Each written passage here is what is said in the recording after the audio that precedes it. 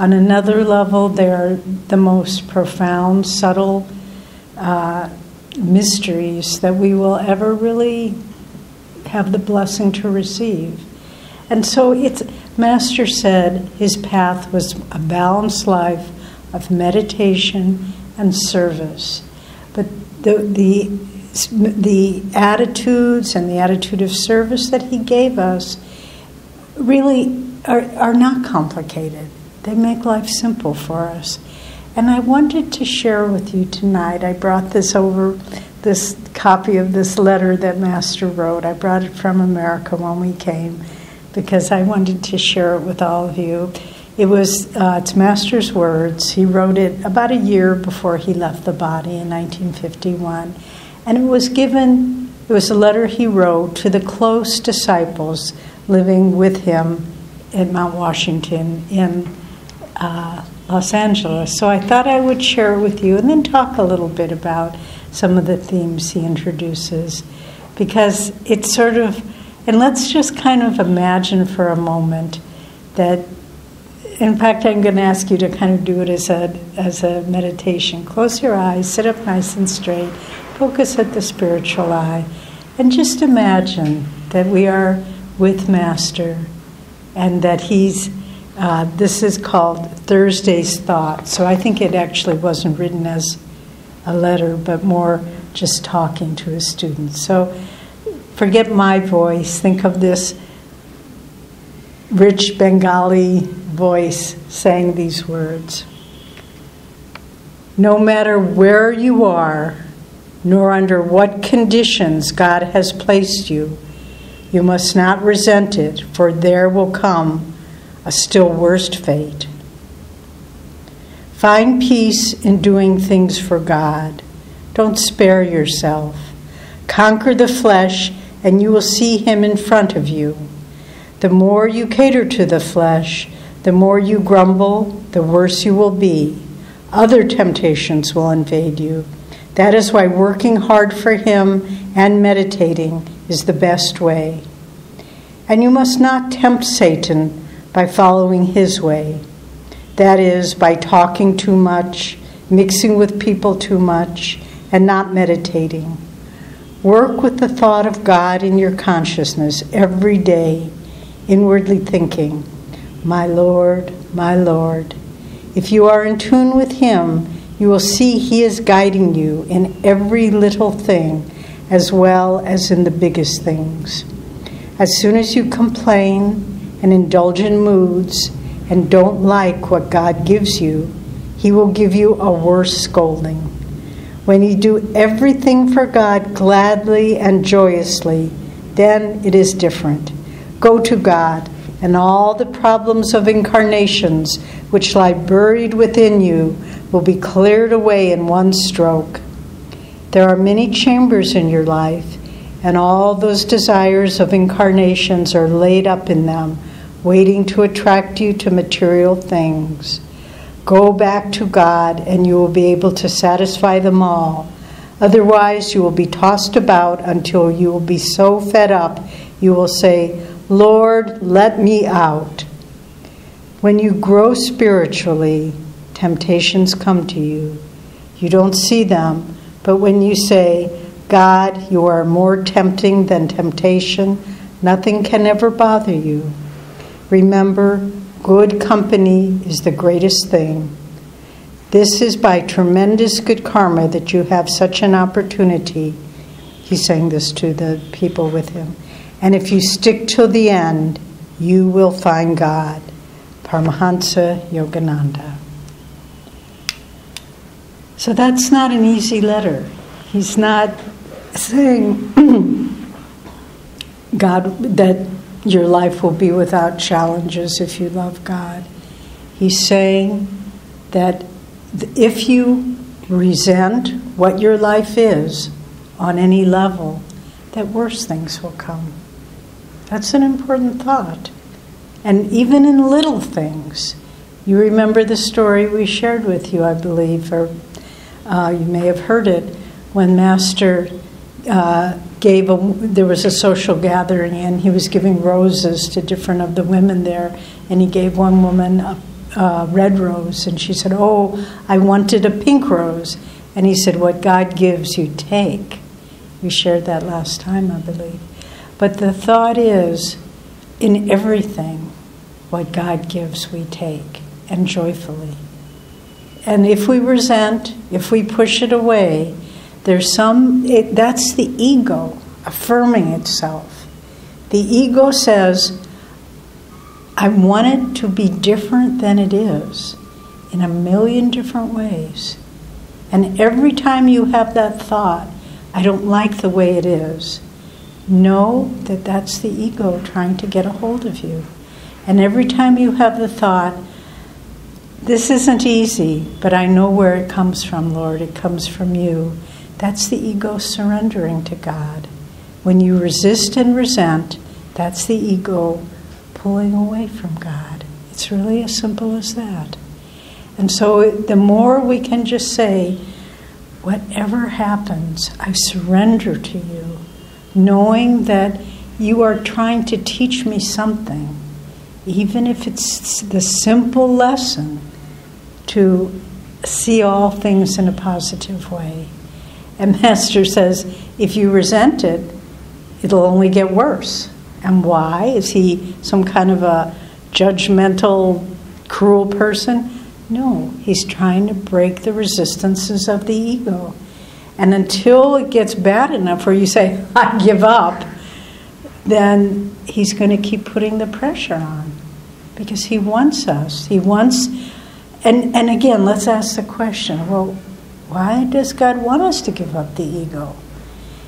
Is he trying to take something away from us? Yeah, he is trying to take something away from us. Our sense of pain and suffering. He's trying to, which is part and parcel of living in egoic consciousness. And it's only when we can surrender the ego and tests are given to us to break the hold the ego has on us. It's when we surrender the ego and can just joyfully look at the world around us. That's when we know true happiness or bliss. And so, no, God's not trying to punish us. He's not trying to make us go through an obstacle course just for the fun of watching us knock our heads against the wall. He's trying to say, see me behind it all. And if you resist, there's something more that still needs to be broken. I think you all know the wonderful story that Swami tells in the New Path, that maybe you can remember the names. It was 2 Indian saints. And one of them had a great following and was highly regarded as a saint. And there was another saint in the neighborhood. And this man, the saint, would often have visions of Krishna. And so he was a highly evolved soul. But there was another saint in the area who was a potter, made clay pots. And he had a peculiar habit. When you're testing to see if a pot is sound or has a crack in it, you kind of thump it. And if it's whole, so it won't break when you put water or grain in it, it has a certain sound. But if you slap it and there's kind of a hollow sound, then you know something's wrong. And so this potter saint would go around slapping his disciples, and if they would react, if they would say, "What are you doing?" he would say, "Oh, there's a crack in that pot," meaning the ego is still there. And so one day he was doing this, and this other saint, who was highly regarded, was standing there, and the little potter man went up and slapped him, and this other man got kind of, how was he doing this to me? And the little potter said, "Oh, there is a crack in that pot." And everyone started laughing. And this man was humiliated. And he went back to Krishna in prayer, and Krishna appeared to him. And he said, "Lord, you know I love you. Why did you let me be humiliated like that in front of my followers?" And Krishna said, "I'm sorry, my child, but there is a crack in this pot." And he said, "Well, what do I do to overcome this?" And he said, "You need to find your guru." And he said, "What do I need a guru for? I've got you." He said, "No, my law is that perfection comes through the intercession of the Guru. And he said, well, where will I find him, Lord? And he said, well, you'll go to this distant village, he described it, and go into this temple, and you will find your Guru. So the man traveled for some time, got to the village, found the temple, and there he went in, and there was this old, kind of crazy-looking man in the temple, all disheveled and dirty, and to the horror of this saintly man, he had his feet up on the murti there, which was a Shiva lingam, and he was horrified that he would be desecrating it like that. So he went up to this man and he moved his feet and put them over on the side, and then he looked, and his feet were still on the Shiva lingam. And he did this 3 or 4 times, and finally, and every time he moved his feet would still be on the Shiva lingam. And finally he looked at this man and he said, who are you? And what is going on? And the man said, oh, I can't help it. Wherever you put my feet, my love for God and my oneness with God, there the Shiva lingam will be. And he realized this was his Guru. But he had, even in his stage, he had some pride, and he had to be humbled. And so he took this man for his Guru, and he didn't need to even go back to the village from which he came. He found God in that way. But again, it's that wherever we resist, wherever we think, oh, I don't deserve that. Maybe you do, maybe you don't. But it's good for you to have it if you inwardly resist and react. So again, it's so simple. It's such a simple practice to live your life with. Just whatever comes. As soon as you feel resistance, oh, it's too hot, it's too cold, it's too late, it's too early, on and on and on and on it goes. And just to catch it immediately and say, oh, I'm resisting. The ego is dominant now. So then Master also says in this wonderful letter, and I say this is more, I say this in observing all of you rather than trying to present this idea. He said, find peace in doing things for God and don't spare yourself. It's such, and all of you, we had an extraordinary weekend, and I think we're all kind of absorbing what really happened. But I remember when first year I was at Ananda Village, I was part of the team working at the meditation retreat. And that was it's a very simple little ashram in the woods. And at that time we didn't have telephones, we didn't have electricity, but people would come. We had a very lovely temple, and we had little tents that people could stay in or just camping out outside. And one week we were having a lot of classes, and many guests were coming, and we were getting them set up, and I was working at the desk to receive people. And finally it was like, I don't know, late at night, 10 or something, and we thought, oh, everyone's come now, and I can go to bed and start up again in the morning. But just then another car pulled up, and this man got out, and he said, oh, I've come for the classes. And I was going to tell him, but sir, we don't have any more tents, we don't have any more sleeping bags or blankets, there's no. And then I thought, oh, I've got my sleeping bag in my little cabin where I was living. I said, okay, just wait a minute, I'll be right back. So I ran and got my sleeping bag, and I gave it to him. I showed him where he could put it. And so then I didn't have one, but it was all right. I think I covered up with a coat or something. But the next morning, Swami Kriyananda was giving a class, and I didn't tell him about anything that had happened, but he came right up to me before the class, and he looked at me and he said, now you're getting the idea. And I knew exactly what he was talking about. You just gave away everything, and now you're getting the idea. And so again, that point of resistance, when you think, I've given enough, I've done enough, the ego is saying, don't, this is who I am, but no bigger than this. And I could have said, I'm sorry, sir, we don't have any more space for you, and maybe you have to drive back to the nearest town and stay there or something. But I just said, no, I can do more. I can do more. And I remember another time I was answering letters, typing. This was before computers. And so I was just answering letters for Ananda with a typewriter. And I wasn't very good typist, so there used to be this white stuff that you'd put on the pages, when you made a mistake. And Swami just happened to walk by, and he looked at this letter I was about to send out for Ananda. It had all these white things all over it. He said, you have to do that all over again. You can't send that letter out. That will be someone's first impression of Ananda. I said, okay, Swamiji. And so it's like not to resist, but to just say, do it, put the energy in to take it to the highest level. And that's been kind of a lifelong principle for me from being around Swamiji. It's just don't ever say it's good enough.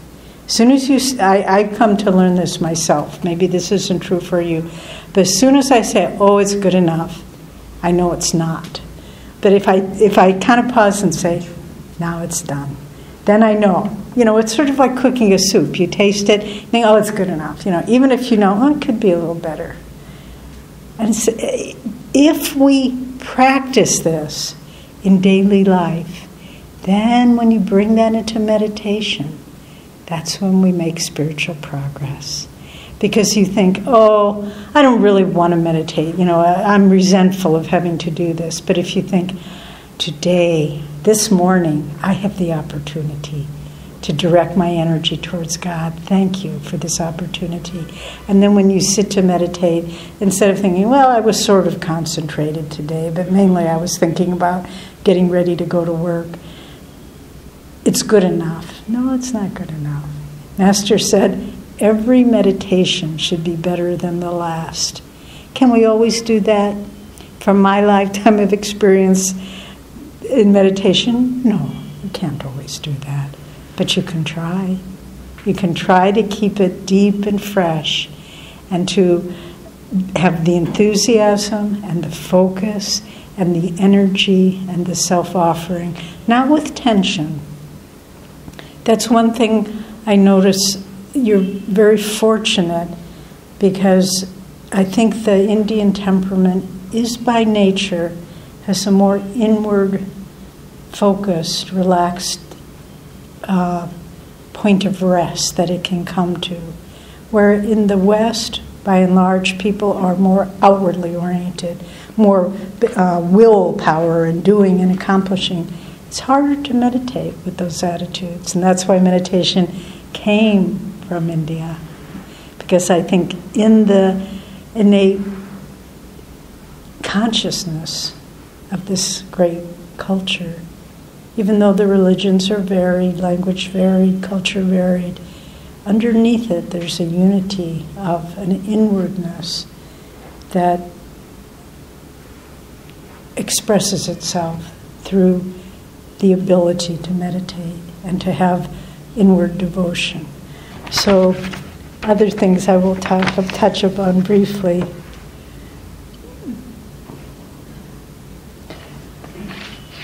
Don't complain and indulge in moods.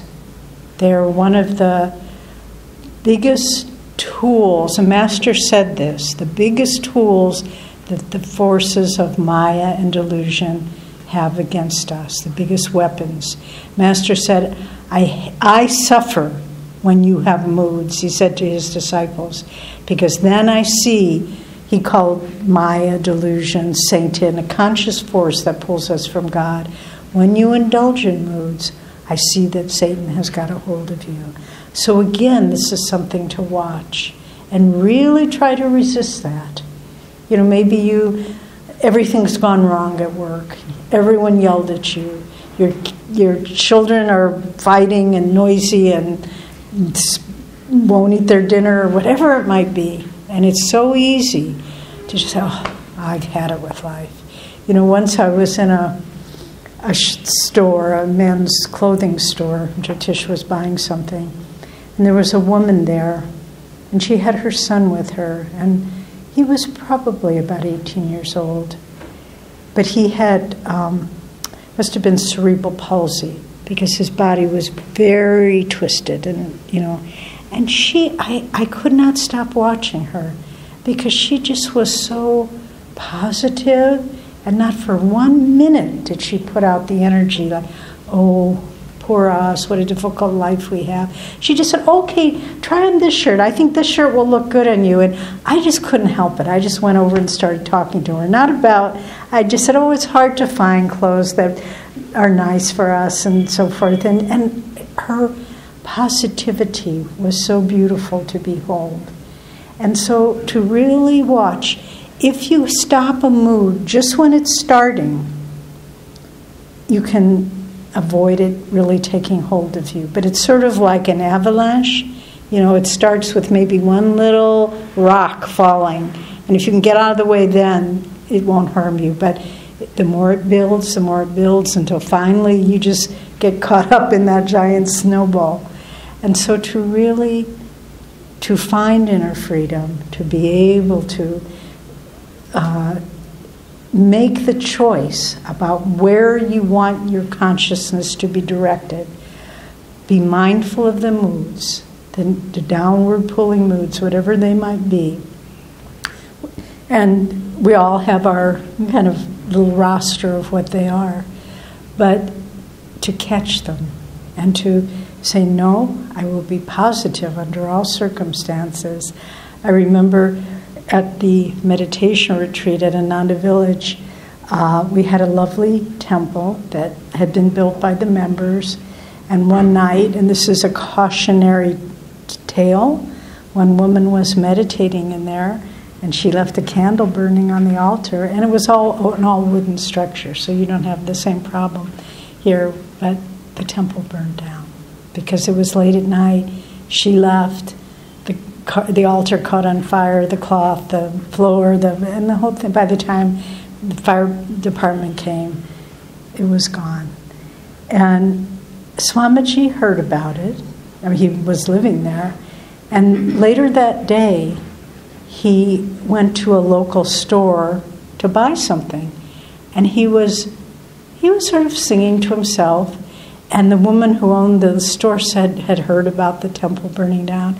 And she said, you are singing. She was a French woman. She said, you are singing. When my house burned down, I cried for 6 months. And Swami said, I lost my temple. I didn't lose my voice. I can still sing. And you could feel it didn't touch him. He did not allow that self-pity or resistance or mood, sadness. He did not allow it to get him. And that's, again, how do you do that? And what's the mechanism? It's the ego. Moods are part of the ego.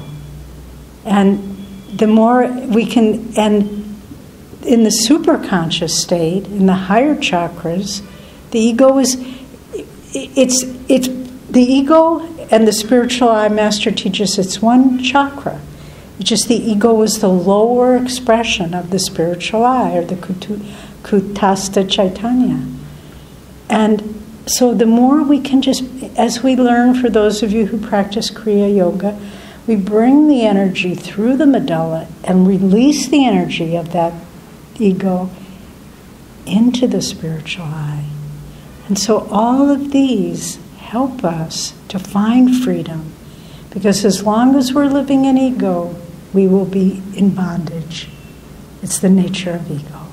And the more we move past it in all these ways, the more we can live life determining how we want the choice of happiness, of joy, of high energy, of finding freedom in all situations. And so, again, Master's path, on a certain level, it's simple. And it is simple. But it's simple because he understands how to move the energy upward, how to transcend ego. And by following the very simple little steps, tools and techniques that he's given us, then we too can find freedom.